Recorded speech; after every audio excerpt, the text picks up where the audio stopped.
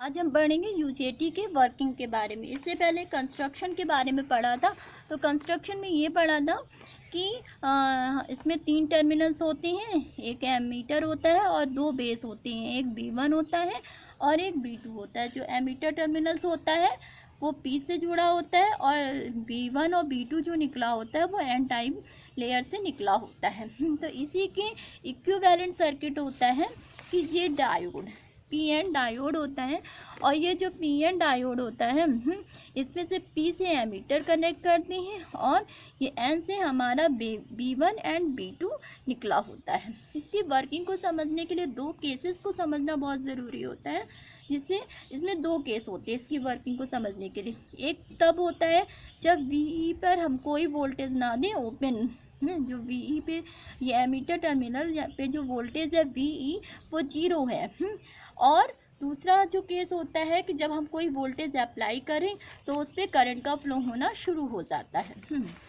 तो first condition जब हम इस पर कोई वोल्टेज नहीं अप्लाई कर रहे यानी ओपन है।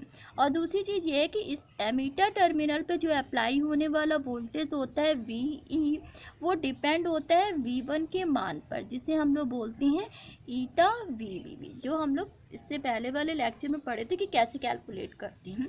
तो ये हमारा वोल्टेज ड्रॉप होता है RB1 के अक्रॉस, इसी के मान पर इसका एमीटर का वोल्टेज डिपेंड करता है।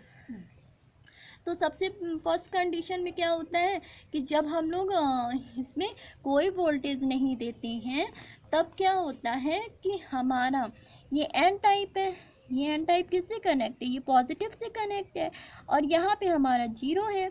तब फिर क्या हो जा रहा है कि ये हमारा रिवर्स बायस में हो जा रहा है और रिवर्स बायस में कोई करंट नहीं फ्लो होती है, जिसे और अगर फ्लो होती भी है तो उसे हम लीकेज करंट कहते हैं। ठीक है, तो ये देखिए VI कैरेक्टरिस्टिक में ये यहाँ वाला जो पॉइंट हमारा दिख रहा है वो हमारा लीकेज करंट है।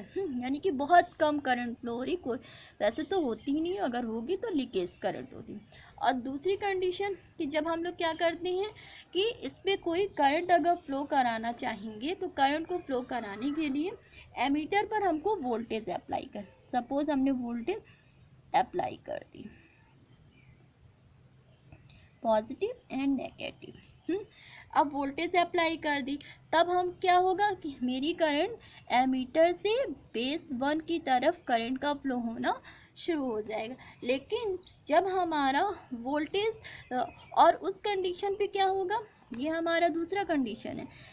जब हम लोग क्या कर रहे हैं कि दूसरी कंडीशन पे VE का मान ग्रेटर कर रहे हैं किससे, ईटा VBB पर, तभी हमारी करंट का फ्लो होगा, अदरवाइज करंट का फ्लो नहीं होगा। इसमें क्या हो रहा था कि जब हम इस पर कोई वोल्टेज नहीं अप्लाई करे थे, इसको 0 दिए थे, तब हमारा VE का मान लेस देन था ईटा VBB से, इसलिए क्या हो रहा था कोई भी करंट नहीं फ्लो हो रही थी। इसलिए कोई भी करंट नहीं फ्लो हो रही थी, इसलिए इसको, और अगर फ्लो होती भी है तो माइनॉरिटी कैरियर होती है, लीकेज करंट होती है माइनॉरिटी कैरियर्स के कारण।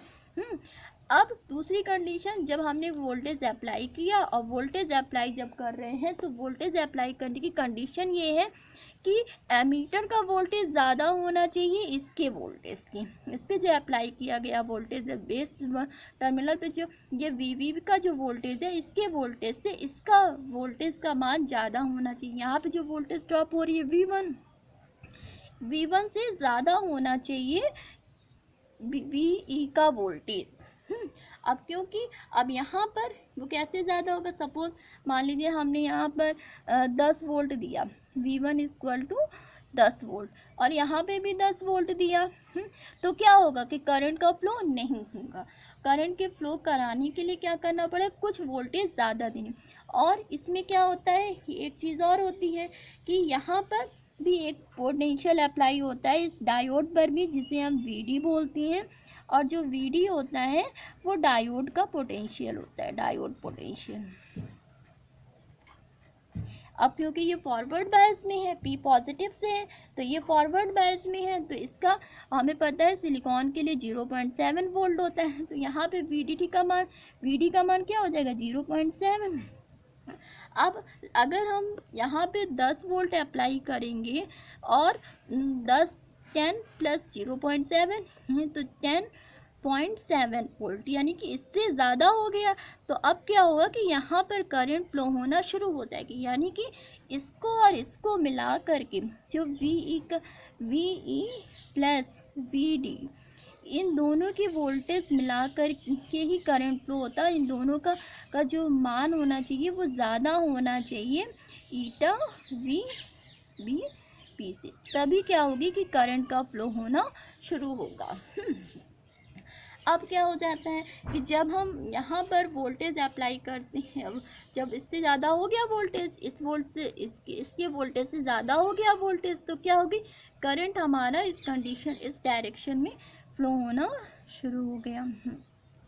और जैसे ही इस डायरेक्शन में हमारा करंट फ्लो होना शुरू हो जाता है, हमको पता है कि यहाँ से मेजॉरिटी कैरियर्स आती हैं और करंट का फ्लो होना शुरू हो जाता है, तो हमारा क्या होता है कि हमारी करंट जो होती है वो बढ़ती है। अब करंट यहाँ पे क्या हो रही है, I जो हो रहा है वो इंक्रीज हो रहा है,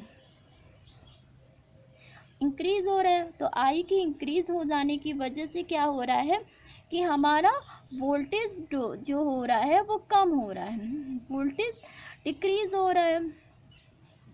और जब वोल्टेज डिक्रीज होगा तब यहाँ पे रेजिस्टेंस भी हमारा डिक्रीज होगा, ये भी डिक्रीज होगा।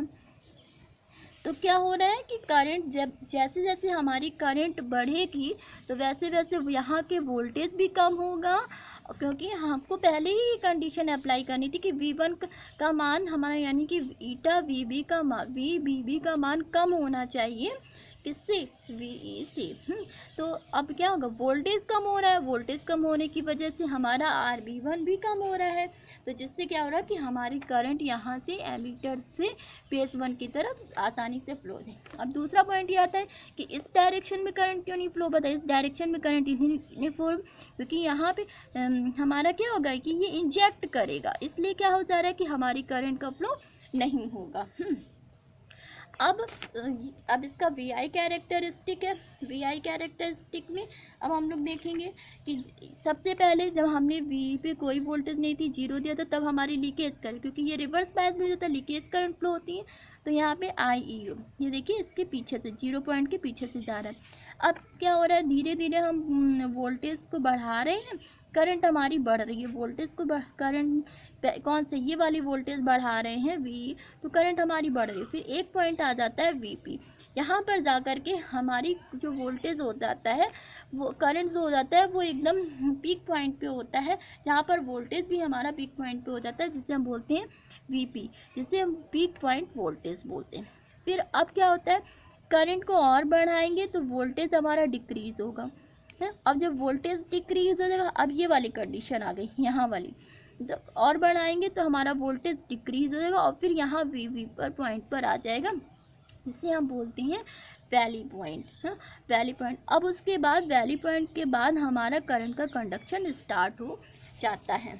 तो ये हमारा VI कैरेक्टरिस्टिक।